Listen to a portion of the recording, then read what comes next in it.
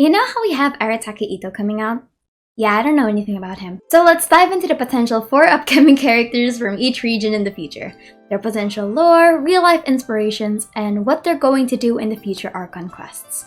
Disclaimer: these are all just speculations and theories based on real-life concepts and therefore are not indicative of any final product. It's just fun speculating about a character that will be out in several months.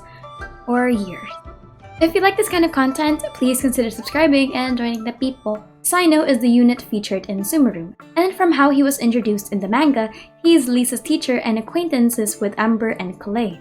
In the manga, he appears standoffish but intelligent as he tells Amber and Calais about the secrets of a delusion. He's a Sumerian scholar from the academia, and I believe that if we meet him in the game, we'll contact him through Lisa and Amber. Since he's Lisa's teacher, we can pinpoint what his part in the Archon quest could be.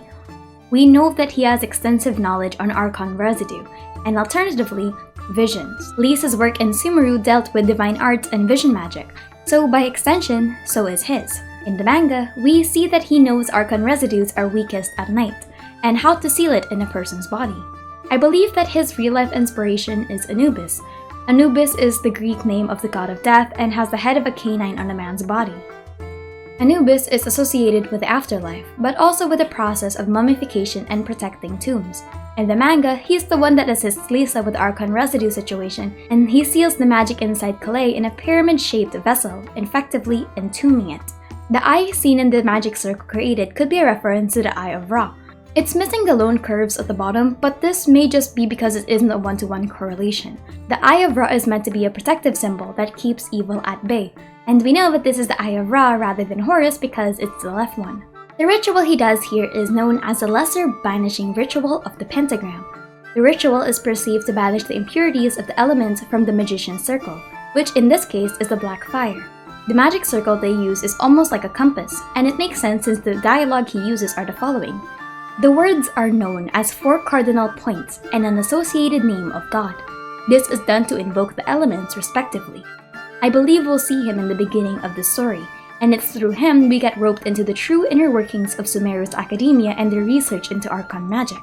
We'll meet him through Lisa, and he'll guide us in understanding celestial magic and what the academia has found about visions. Maybe he'll play a role into educating the traveler about how his own elemental power works, since Cyno has experience with raw Archon magic before. The next one are the twins of Fontaine, Lynette and Lynette. Now, these two are actually interesting because they're the first time we've seen 2 characters in the same splash art. Personally, I believe there'll be 1 unit put into 2 characters, playing off like Child's E or Baal's Musou no Hitotochi. Regardless, my theory is that they're both Hydro-based characters. Hydro is an element of illusion and conjuration, so it would fit their motif of a magician and his assistant.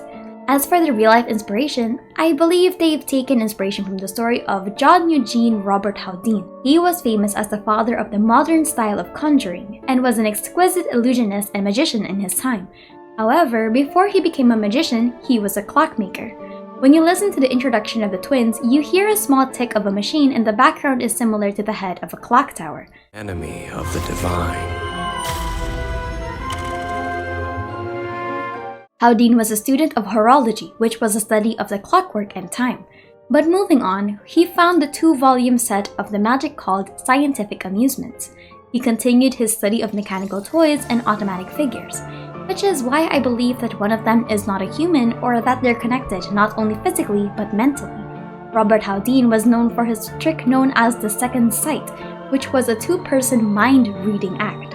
The trick plays into the main magician touching items that the audience held and having their assistants who is elsewhere describe the item. While in reality it was just a facade and a magic trick, in Genshin, I believe these 2 would play well into the stereotypical synchronous and finish each other's sentences kind of twins. If touch was what was important in Robert Houdin's Second Sight trick, then it would be symbolized by the twin splash art in the trailer since they're holding hands. I was considering that Harry Houdini could also be an inspiration, but at the moment, we know so little about the twins that anything goes honestly. Next is the character of Iansan. My best bet is that she's a bruiser high damage dealer. The inspiration she holds could be from the Oya of the Yoruba religion. In Yoruba, the name Oya means she tore, which is mimicked by the way she broke through the earth in the trailer. Oya is often associated with the color red and an orisha of the winds and lightning. According to the Yoruba religion, Orisha are spirits sent by the Supreme Creator to help humanity. So if I had to guess, she would play a similar role to Zhao and the other Adepti who are illuminated and inhuman characters. For her design, Orisha who are represented through the colors red and black are characterized as bold, strong, assertive, and easily annoyed. And since she's from the Pyro family, we can definitely say she's got the same bombastic temper as the rest of these wonderful people. And last but not the least is the fifth harbinger, Pulcinella, or the Rooster. Pulcinella is known to have recruited Tartaglia into the Fatui, inducting Ajax under the pretext of meting out punishment. Pulcinella can be seen as an older mentor figure and heavily warns against being too close with Ajax. The name Pulcinella is from the Commedia dell'arte, similar to the rest of the Harbingers. Pulcinella as a character in the Commedia is a harsh duality, where upper Pulcinella is seen as intelligent and conniving, while lower Pulcinella is dull and a servant. Pulcinella is known as the ultimate self-preservationist and may be only looking out for themselves before anything else. We hardly see their face, but we can start dissecting their clothes. The overall attire and puffiness is similar to the Pulcinella of the dell'arte.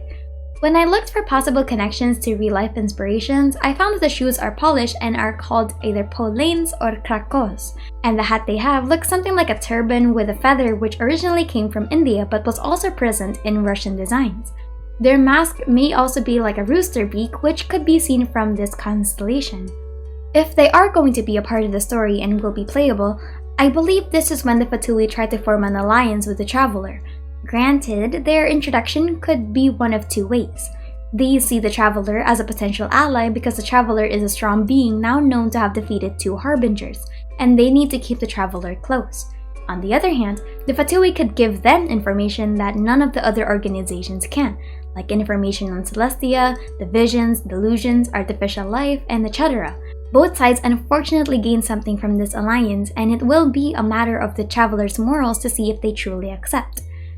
This kind of introduction is the most plausible, but also the most difficult to pinpoint because at this point, Tartaglia's ties with other Harbingers are strenuous, Scaramouche would have defected, Signora's status is still unknown, and we would have met at least 3 other Harbingers because of the other regions. But regardless, those are my personal theories on each of the new upcoming characters. These aren't final of course, but feel free to comment down below what you think they'll be like in the future. But that's it for today. Also, I've partnered with Billy Comics to deliver you an amazing array of manhwa and visual novels. So if you would like to support this channel as well as support their website, please click down the links below in the pinned comment or the description. And with that, my name is Aster, and thank you for chilling with me.